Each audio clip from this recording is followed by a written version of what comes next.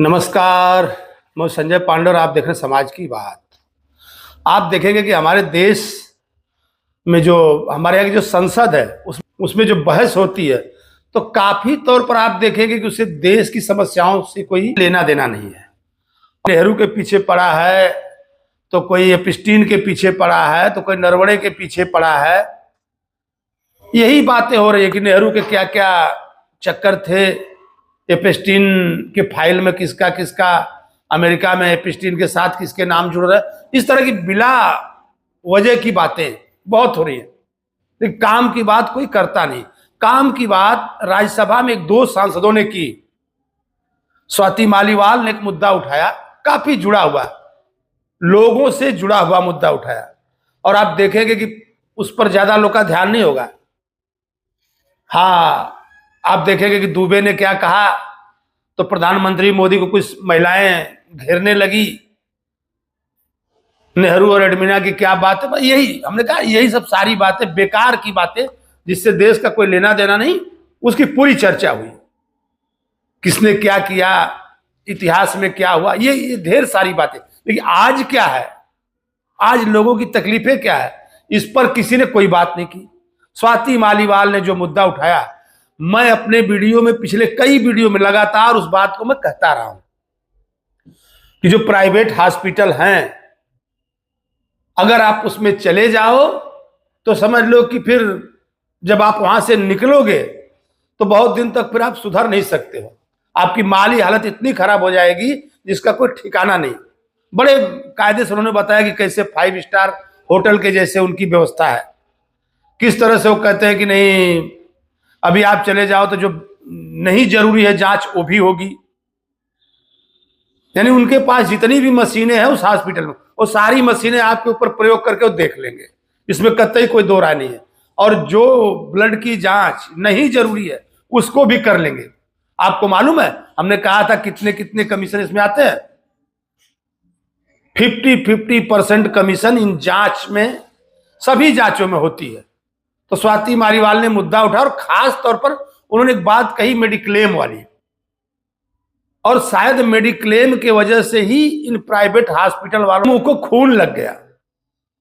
क्योंकि जैसे ये मेडिक्लेम कंपनियां बाजार में आई, लोगों ने मेडिकल पॉलिसी लेना शुरू किया, तो लोग भी क्या सोचने लगे, ठीक है चलिए कोई बात नहीं, हमारे जेब से तो जा नहीं रहा है, वो तो कंपनी देगी, हमसे इतने दिन में इतना पैसा वसूल चुकी है, इसी बहाने थोड़ा हमारा जांच हो जाएगा और होने दो जो हो रहा है। लेकिन जो हो रहा है होने दो के चक्कर में लूट करके प्राइवेट हॉस्पिटल वाले मालामाल हो गए।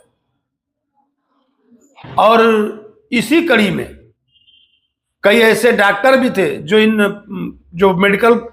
जो मेडिक्लेम की कंपनियां थी उनको फर्जी तरीके से लूटे। और यहां तक कि पहले तो कुछ मरीज भी ऐसे थे जिन्होंने कहा कि भाई आप हमको एडमिट कर लीजिए, कुछ हमको भी दे देना, यहां तक की भी बातें हो गई। तो क्या मेडिक्लेम सही नहीं है, इस पर एक बहस होनी चाहिए। और मेडिक्लेम जैसी जो सरकार की पॉलिसी है, जो आयुष्मान योजना, इसमें भी बहुत बड़ा भ्रष्टाचार। और आप देखेंगे कि नहीं, सरकार ने कहा कि भाई आप जाकर के इलाज करवा लीजिए, और ये प्राइवेट हॉस्पिटल वाले ढूंढते रहते हैं कि भाई किसके पास आयुष्मान कार्ड है, आ जाओ कोई ऑपरेशन करवा लो हमसे, वहां भी ढूंढते रहते हैं। यानी अगर जरूरत खर्चा 1 है तो खर्चा 3 दिखाएंगे और सरकार से लेंगे। सरकार वहां भी लूट रही है। और इंश्योरेंस कंपनियां, तमाम राज्यों की भी ऐसी कई योजनाएं हैं। अगर आप देखेंगे तो जो राज्य सरकार है वो भी महात्मा ज्योतिबा फुले करके महाराष्ट्र में और जगहों पर कई ऐसी योजनाएं चला रही है। हर जगह काफी ऐसे एजेंट लगे रहते हैं, जो आकर लेकर के जाते हैं और कहते हैं कि आप इसके तहत ऑपरेशन करवा लो, उनको भी खान खर्चा मिल जाता है। तो आखिर सारे भ्रष्टाचार के जड़ में कहीं ना कहीं मेडिक्लेम है, चाहे वो सरकारी हो या प्राइवेट हो।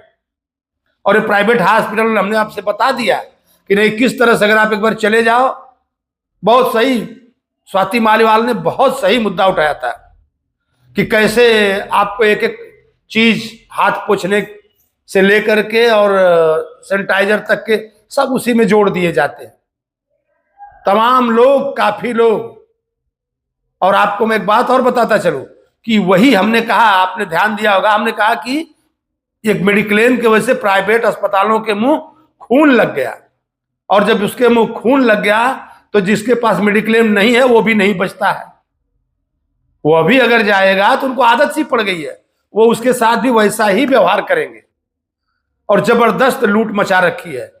सरकारी हॉस्पिटलों में जब लोग जाएंगे वहां उनकी अपनी अलग मनमानी है, और वहां से परेशान होकर के आदमी प्राइवेट में जाएगा तो उसका सब कुछ बिक जाएगा। ये हुई बात।